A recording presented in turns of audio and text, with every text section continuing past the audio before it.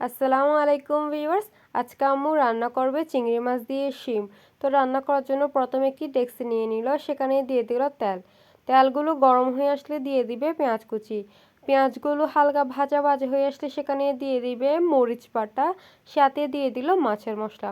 যেহেতু চিংড়ি মাছ দিয়ে রান্না করছে তাই মাছের মশলাটা দিয়েছে, আপনারা চাইলে স্কিপও করতে পারেন। আর এটার বদলে হলুদ দিলেও চলবে। তারপর সেখানে দিয়ে দিল ছোট ছোট চিংড়ি মাছ। এগুলোকে ভালো করে নেড়ে চেড়ে কষিয়ে নিবে কিছুক্ষণ তেলের সাথে। সাথে দিয়ে দিল পরিমতো লবণ। এগুলোকে কিন্তু অনবরত নেড়ে চেড়ে নিতে হবে, না হলে নিচে দিয়ে লেগে যাবে।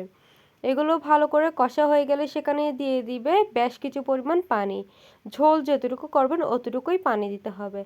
তারপর পানির মধ্যে বলক চলে আসলে সেখানে দিয়ে দিবে 4-5টা গোটা কাঁচামরিচ, সাথে দিল বেশ কিছু টুকরো টমেটো, আর দিয়ে দিল সেই শিমগুলো।